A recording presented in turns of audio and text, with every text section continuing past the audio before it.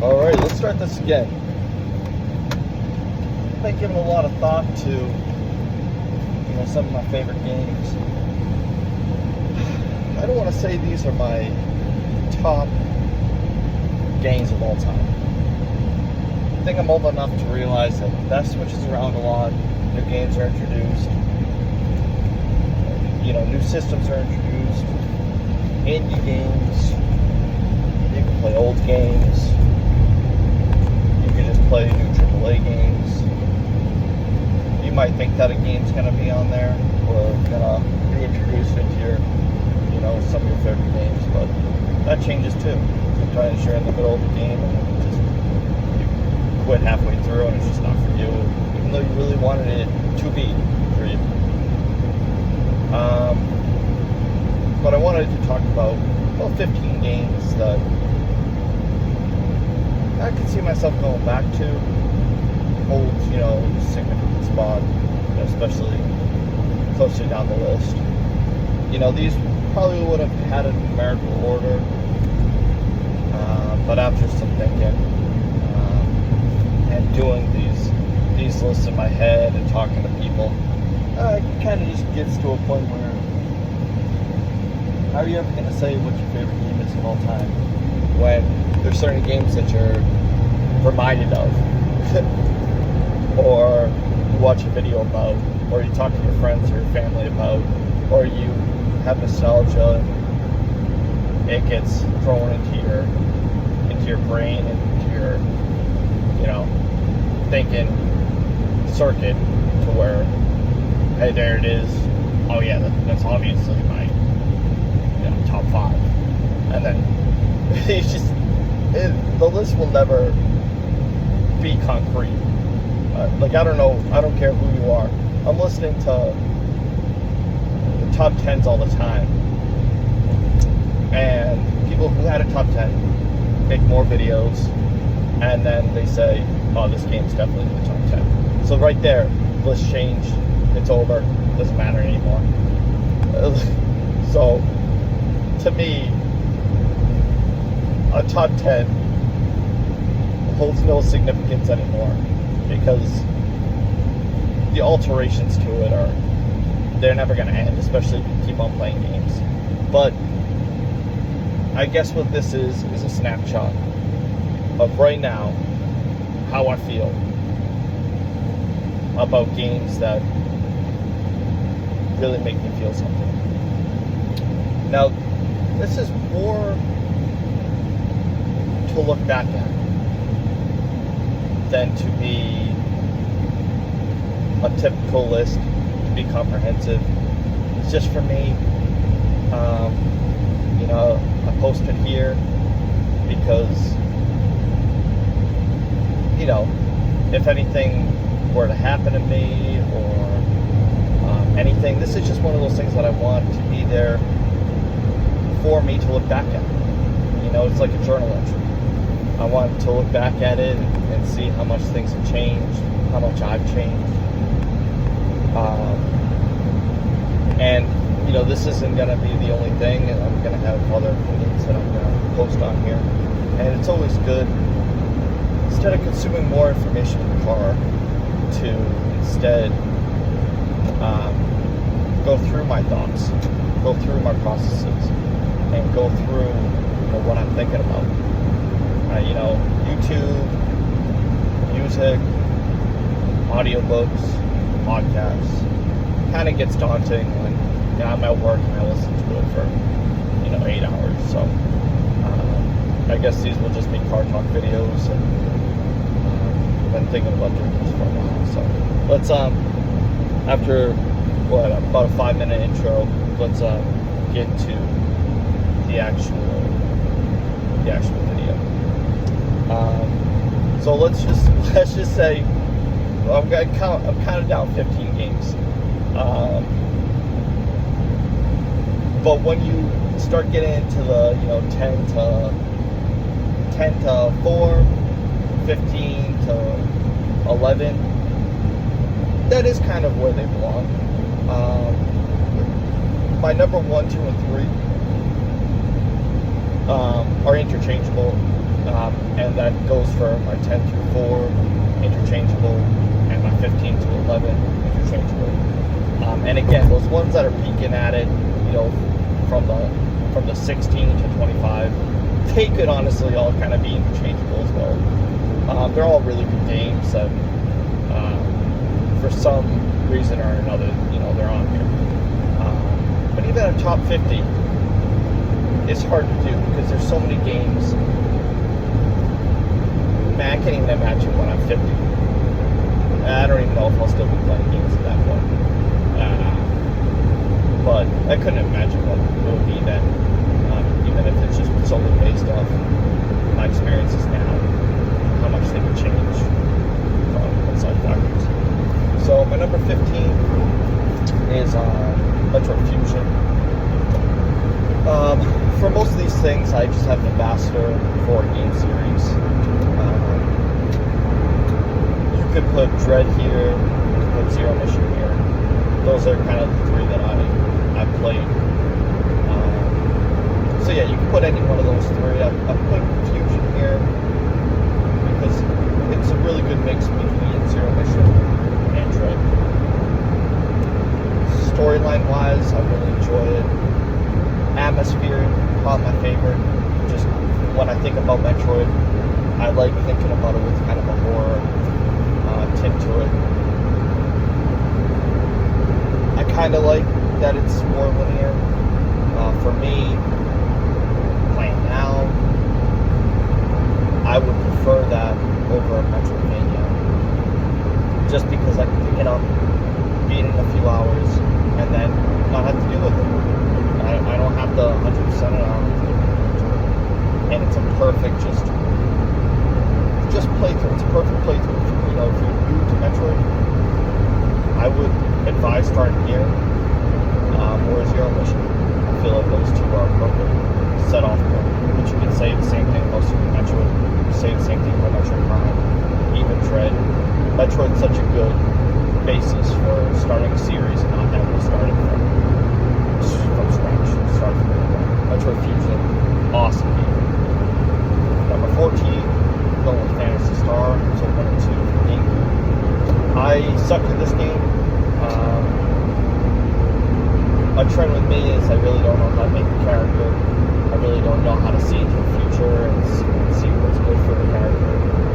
If that goes for skills or feats or in this manner, I didn't know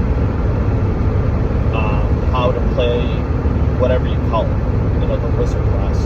I was a wizard elf or whatever again, I don't remember. But I was a wizard elf. But the main basis for this game was to play with my brother and sister. That was the main purpose of this game. My brother and sister were addicted to this game.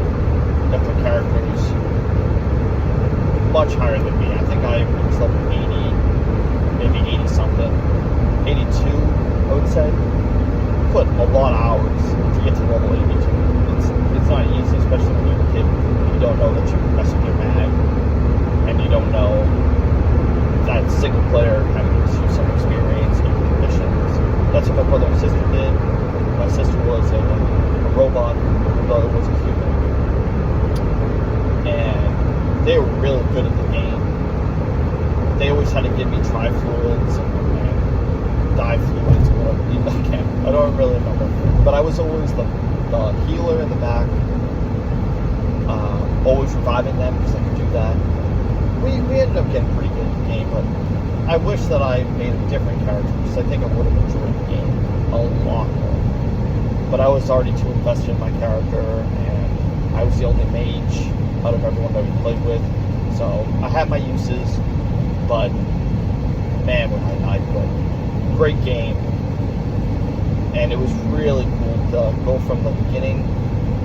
It's just really basic, just killing the basic creatures all the way as a family to beat dark something. But I mean, we beat this game so many times, but it deserves a spot, just like the number 13 game, which is Snowboard Kids 2. I had to think in this top 15, what are games that I probably wouldn't play today, but have to be on here because they're such a big part of my life, and I kind of have to show some love for, you know, a kid who I'm no longer resemble. You know, I don't resemble him anymore, but hey, he would like these on this list. So Snowboard Kids 2, amazing game. Our family, it went, I would like to say it went Snowboard Kids 2, Diddy Kong Racing, and Mario Kart 64. We played them all like crazy. But Snowboard Kids 2 had a different kind of feeling to where we kind of had house rules. You could use certain boards. The music, I think, was the best out of all three. You know,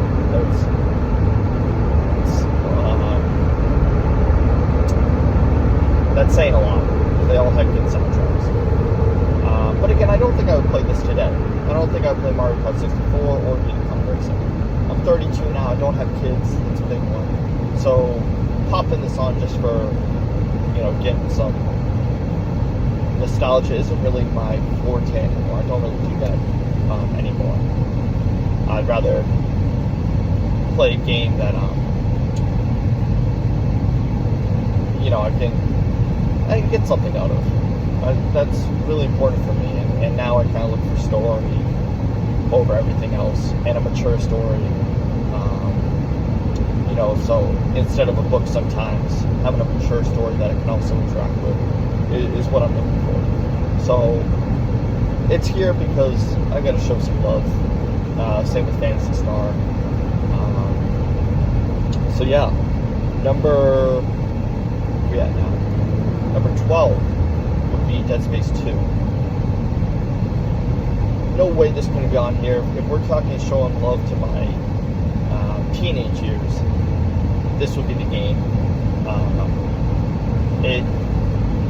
If we're going an ambassador, this is an ambassador for Gears of War and Alan Wake and Red Dead Redemption, Splinter Cell Conviction, you name it. Any one of those, Ghost Recon 2, Advanced Warfighter, and Ghost Recon 2. It's an ambassador for those third-person shooters and those Arkham Asylum as well. Those games that I played religiously as a kid, you know, as a teenager.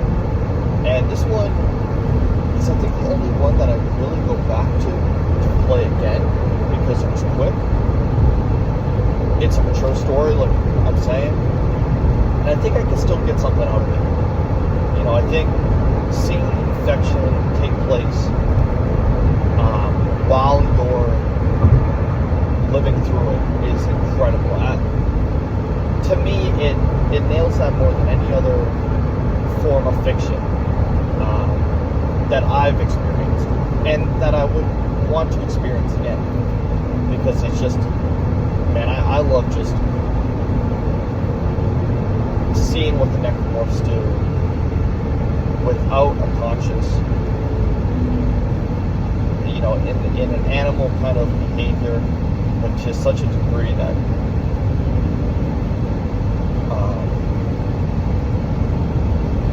you know, that's where the horror comes from. That's what scares me, is if this was to happen here or anywhere, that it would resemble exactly what you see in the game, but even worse.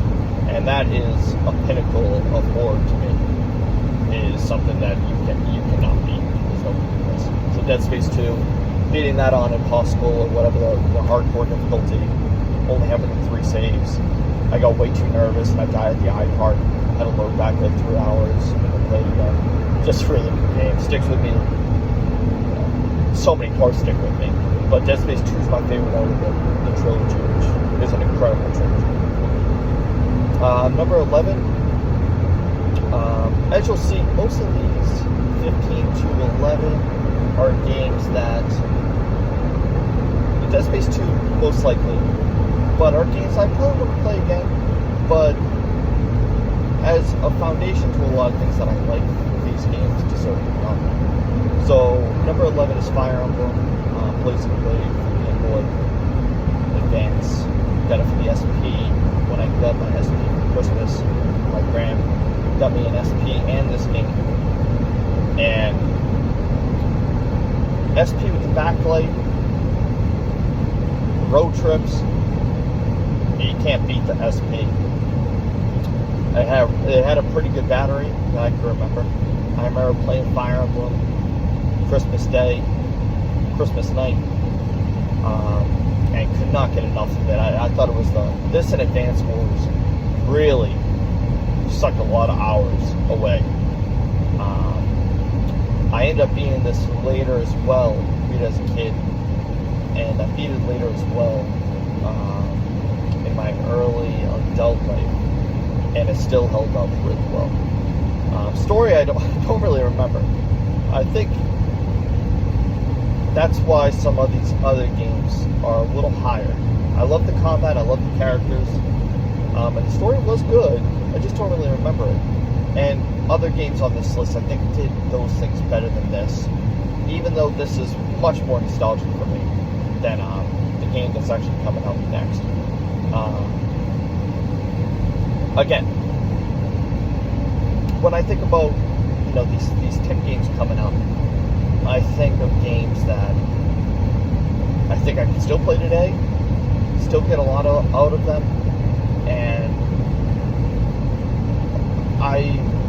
they're just such good games, I can't see much blemishes to them, and they resonate with me well.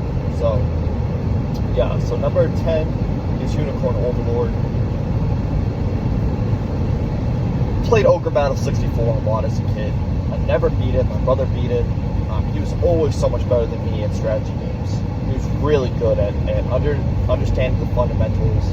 He's the best person I know at building a character. He's an incredible dungeon master. He really knows how to be a game maker. And as I've grown older, I've realized that more. When I was a kid, I was always like, ugh, he's the best. We can't kill him. Or he's just the best in these games. And Ogre Battle 64 was one of his favorites. And I loved watching him play. I loved playing it myself. And Unicorn Overlord is literally that for the Switch, more modernized, quicker gameplay, and incredible characters. Just like Ogre Battle 64, I had a lieutenant squad, kind of my second in charge squad, that I was like, I'm just going to put some characters in here. It's going to be my squad that can kind of do some of the crazy, when I need a squad. I think a lot of people are like this. When you need a squad, you send in that squad. And it ends up becoming better than the main squad. And it has all your favorite characters in it. The first squad served a purpose, and it still does. But it ends up being kind of my third or fourth rung team. While that second squad is all my favorite characters. That's the squad that I know can get it done. Usually has someone related to a wyvern in all these games, because wyverns are crazy in Fire Emblem, obviously crazy in Unicorn Overlord, with these dragon wyvern type characters. It's just so good. But it hits all those spots. It reminds me of other games. Nostalgia is kind of wrapped around in Unicorn Overlord. The amount of love put into the game, I haven't seen that for a long time. This game's got some love behind it. And it's easily one of my favorite games. No New Game Plus, but I've realized that as much as I want a New Game Plus, I haven't played any of these games for a long time in New Game Plus. I think I'm gonna. I don't do it, so whatever. I know that's a sticking point to some, but I haven't New Game Plus a game in a long time, so. Yeah, where was I? Number 9. I wrote these down because I don't want to be looking too much on my phone driving. But number 9 is Bloodborne. God of the Day came out. Dark Souls didn't resonate with me until much later. Bloodborne was kind of my first FromSoft that it clicked. I played with 2 of my buddies throughout the whole game. Kept on joining each other's worlds, so we kind of beat it 3 times in that time period, all the different bosses, multiple times. But being there, ground level when the game first came out and unlocking the secrets together, out in guide or anything like that, was one of the coolest experiences. Can't be beat. Because I think if I played Dark Souls and it clicked with me, then Bloodborne wouldn't resonate with me like it does. Maybe it would. Maybe it would be like, hey, I'm more used to these games, I have more experience. But it was really cool. That was my first one. And came out 2 days before my birthday. A lot of just memorable things to go along with it. And hell yeah, I'd play it again. I mean, if Bloodborne resonates with you, then you're lucky. Because for some people it doesn't click, but for the people who do, we're all kind of the same. We all love it. That's why we regard it as masterpieces as a community. So yeah, that would be number 9. So number 8 would be Shining Force. If we're talking Unicorn Overlord and we're talking Fire Emblem, Shining Force hits that number one thing. And I think 2 things. Unicorn Overlord does not have the best story. Pretty basic story. And I would say the same thing about Shining Force and Fire Emblem. They're not crazy storylines. So the thing that Shining Force does is introduces a sci-fi element, which is so damn cool. Once you unlock that sci-fi element to the game, and your character upgrades, and he gets a laser sword, when it's all fantasy, what a cool aspect of the game. And if we're talking characters, I think Shining Force has the best out of all 3 of them. Tough to say that. Because I gotta get some more time with you. You gotta beat it again. But Shining Force, it's my brother's favorite game. We were unlocking secrets when the game was out on Sega. And it was really cool as kids to play that game. And really have that as an introduction to tactics and RPGs. It was introduced a lot. And hey, my favorite character is Domingo, and then Musashi and Blue. But Domingo's my boy. If I'm remembering a tactics game, Domingo's the first one that comes to mind. Super powerful, lightning, everything, jellyfish. He's the coolest character. And my brother's favorite was Xylo. So I would love to hear other people's favorites.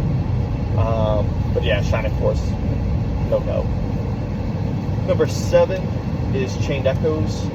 It's more of a recent one, kind of same with Unicorn Overlord. I think this is the most recent. This is Unicorn Overlord, but the most recent that came out. And I've got to give love to Chained Echoes.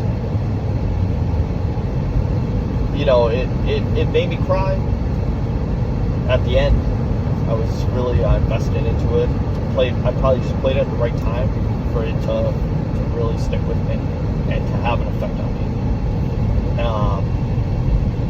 me. If it lands up here, all the way up here already, then that is saying a lot. You know, it's breaking right through. First time playthrough, broke right through.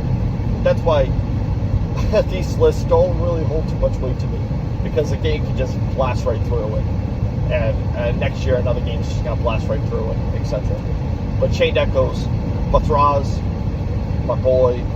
I told my brother to play this game because he reminded me of the kind of the Shakespearean guy who looks after you. Can't forget his name. I'm not really good with names, but Mathraz was my go-to glass cannon. Man, he could just wallop, and he had summoned items. And he talked in the third person. He was so cool, man. But Chained Echoes, I got it right away.